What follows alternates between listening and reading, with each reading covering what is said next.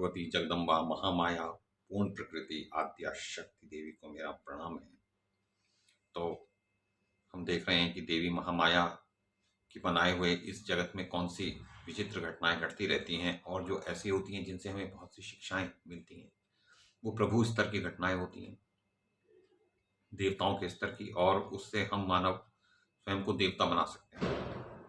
तो हमने कल चर्चा की कि शुक्राचार्य तपस्या कर रहे हैं। इंद्र को बड़ी चिंता हो गई कि यदि शुक्राचार्य सिद्ध हो गए तो क्या होगा। तो उन्होंने उनके तप को क्षीण करने के लिए अपनी पुत्री जयंती को भेजा और कहा कि मैंने तुझको शुक्राचार्य को दे दिया, तो उनकी पत्नी बन जा और उनकी सेवा कर। तो वो लड़की जाकर बहुत ही सात्विकी भाव धारण करके 1 सहस्र वर्षों तक वो शुक्राचार्य की सेवा करती रही। तब भगवान शंकर शुक्राचार्य पर प्रसन्न हो गए उनकी तपस्या से, और वो उनके सामने प्रकट हो गए और उन्होंने मुनि से कहा कि मुनि मुझसे वर मांगो शुक्राचार्य से। तो भगवान शंकर क्या बोले, भृगुनंदन, जगत में जो कुछ भी है तथा तुम जिसको देखते हो ऐसे सभी पदार्थों से तुम संपन्न हो जाओगे, और जो कुछ भी किसी की वाणी का अविषय है, मतलब जिसको कहा भी नहीं जा सकता, वो कुछ सब कुछ तुम्हें प्राप्त हो जाएगा। ब्राह्मण, इसमें कोई संशय नहीं है।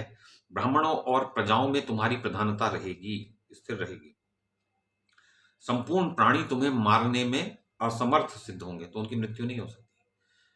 तो व्यास जी कहते हैं, इस प्रकार वर देकर भगवान शंकर अंतर्धान हो गए, और तदनंतर शुक्राचार्य ने जयंती को देखा और बड़े सद्भाव से यह वचन कहा, अरे सुंदरी, तुम कौन हो, किसकी पुत्री हो, तुम्हारी क्या अभिलाषा है, किस लिए तुमने यहाँ आने का कष्ट उठाया, तुम्हारा कौन सा कार्य है, तुम क्या चाहती हो।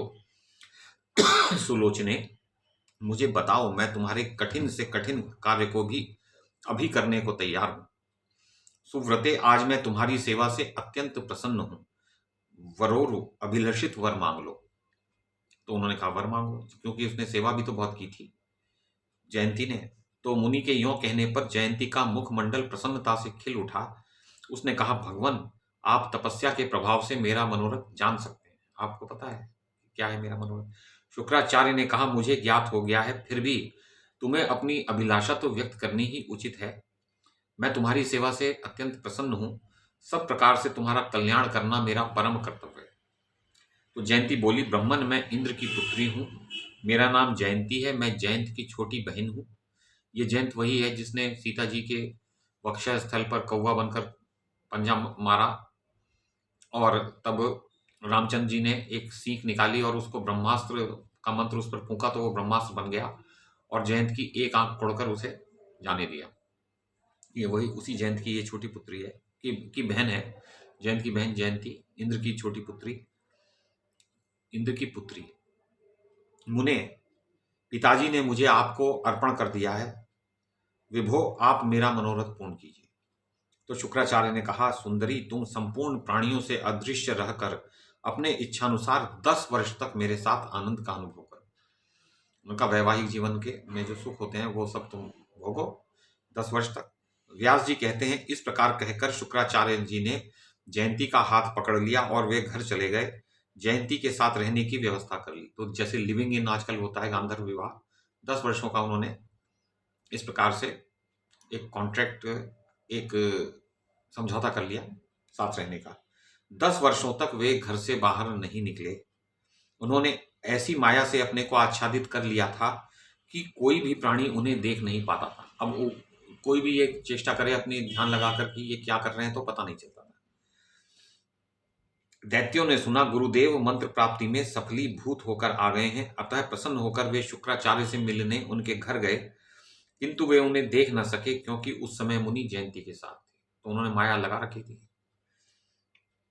अतः संपूर्ण दैत्यों के मुख पर उदासी छा गई, उनका सारा उद्योग नष्ट हो गया और मन पर चिंता की काली घटाएं घिराई, और वे अत्यंत कातर होकर बार बार इधर उधर निहारने लगे। जब आवरण में छिपे हुए मुनि को किसी भी प्रकार न देख सके, तब जैसे आए थे वैसे ही लौट गए। उस समय उन प्रधान दैत्यों का चित्त चिंता से घिर गया था। वे भय से अत्यंत घबरा उठे थे।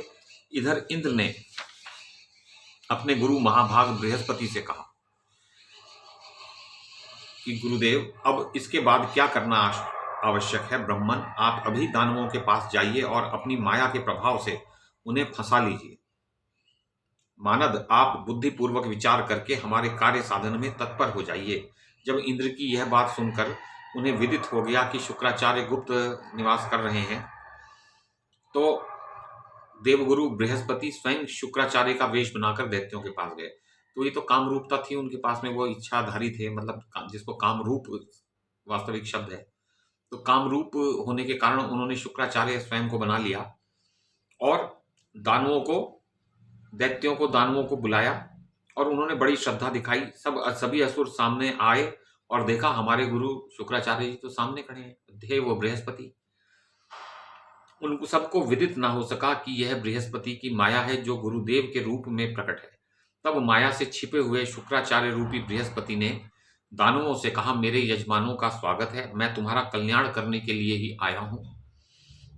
मैंने जो विद्याएं प्राप्त की हैं वे सभी सच्चे मन से तुम्हें पढ़ा दूंगा। तपस्या करके भगवान शंकर को प्रसन्न करने का एकमात्र उद्देश्य तुम्हारा कल्याण करना ही था। बोले, तुम्हारे लिए ही तो किया मैंने। वो बृहस्पति उनको किसी छद्म विद्या में उलझाने वाले हैं। यह वचन सुनकर वे श्रेष्ठ दानव हर्षोल्लास से भर गए। गुरुदेव कार्य में सफल हो गए, यह मानकर उनके मुख पर प्रसन्नता छा गई। उनकी अधिक सोचने समझने की शक्ति कुंठित हो गई। वो सोच नहीं पाए। उन्हें यही नहीं ज्ञात हो सका कि ये कोई हमारे गुरुजी का वेश भी धारण कर सकता है। तो बड़े आनंद के साथ गुरुदेव के चरणों में उन्होंने मस्तक झुकाया। उनके मन में किंचित मात्र भी भय और क्लेश का समावेश नहीं था। अब वो सोचने लगे कि देवताओं के आक्रमण से हमें बचा लेंगे गुरुजी। अब वे शांत चित्त से समय व्यतीत करने लगे। जन्मेजय ने पूछा, बड़े दादाजी, अब मुझे यह बताइए, बृहस्पति ने शुक्राचार्य का वेश बनाकर क्या किया और शुक्राचार्य पुनः कब लौटे? तो व्यास जी बोले, राजन, महात्मा बृहस्पति माईक शुक्राचार्य बन गए। उन्होंने ऐसा प्रयास किया कि दैत्य उनके कहने पर चलने लगे और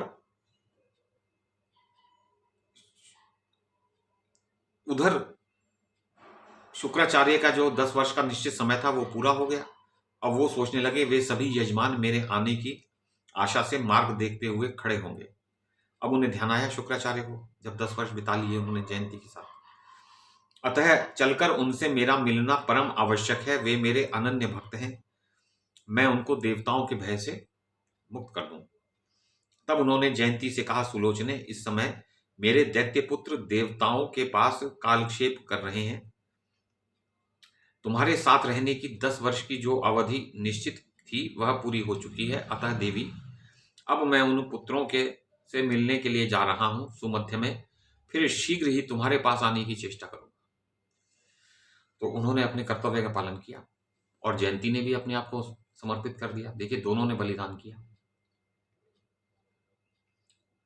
जयंती धार्मिक विषय की पूर्ण विदुषी थी। उसने शुक्राचार्य से कहा, बहुत ठीक धर्मज्ञ, आप स्वेच्छा पूर्वक वहां पधार सकते हैं। आपके धार्मिक कृत्य में रोड़ा अटकाना मुझे अभीष्ट नहीं है। देखिए, जो पतिव्रता स्त्री होती है वो कभी भी पति के कार्य में विघ्न नहीं डालती, वरन उसकी परछाई की भांति उसके पीछे पीछे चलती है, जैसे वो चाहे वैसा करती है। और पतिव्रत के बदले में उसको पतिव्रताओं को मिलने वाले लोग करोड़ों वर्षों के लिए प्राप्त होते हैं। एक जन्म देकर करोड़ों वर्षों तक देवताओं के समान सुख भोगने की सुविधा पतिव्रता स्त्री को प्राप्त होती है और साथ में बहुत सिद्ध हो जाती है, वो उसकी शक्तियां बढ़ जाती हैं। तो देखिए कितनी अच्छी सुविधा दी हुई है स्त्रियों के लिए। तो जयंती के वचन सुनकर शुक्राचार्य उसी क्षण वहां से प्रस्थित हो गए। आकर देखा दानवों के निकट बृहस्पति जी विराजमान हैं। उन्होंने माया से अपना सुंदर वेश बना लिया था। वे यज्ञ निंदा परक विविध वचन कह रहे थे। वो कह रहे थे, ये यज्ञ तो बहुत बेकार है, क्यों यज्ञ करते हो, इसकी क्या आवश्यकता है। ऐसे करके वो यज्ञों से हटा रहे थे दानवों को बृहस्पति। इससे शुक्राचार्य को महान आश्चर्य हुआ। उन्होंने मन ही मन सोचा, मेरे प्रति बृहस्पति अवश्य वैमनस्य रखते हैं। इन्होंने मेरे यजमानों को ठग लिया है, इसमें कोई संदेह नहीं। लोभ पाप का मूल कारण है, इसे धिक्कार है। यह ऐसा पाप है कि जिसके कारण बृहस्पति जैसे गुरु को भी झूठ बोलना पड़ा। जिसकी वाणी प्रमाण मानी जाती है तथा जो संपूर्ण देवताओं के गुरु एवं धर्मशास्त्र के प्रवर्तक हैं, वे भी पाखंड के पोषक बन गए। झूठी बात बोल रहे हैं। यह लोभ की ही विशेषता है। लोभ से मनुष्य के मन में गंदे विचार भर जाते हैं, फिर वो नीच से नीच कार्य कर सकता है। तभी तो ये ब्राह्मण श्रेष्ठ होते हुए भी सारी धूर्त विद्याओं से संपन्न होकर मेरे यजमानों को ठग रहे हैं, और ये यजमान भी बड़े मूर्ख हैं जो इनकी बातों में आ गए। तो उन्होंने, जो वास्तविक शुक्राचार्य ने दानवों को बहुत समझाया बुझाया, किंतु विपरीत काल के प्रभाव से बृहस्पति की माया के सामने वे इतने विवश थे कि कुछ भी समझ न सके, और ऐसा वे असली शुक्राचार्य से कहने लगे, ये ही हमारे गुरुदेव हैं। तो अब ये सब हम कल पढ़ेंगे कि कैसे उन्होंने समझाया शुक्राचार्य ने, और कैसे दानवों ने उनकी बात नहीं मानी। तो भगवती जगदम्बा आद्या शक्ति परमेश्वरी देवी को मेरा अत्यंत आदरपूर्वक प्रणाम है। नमस्कार।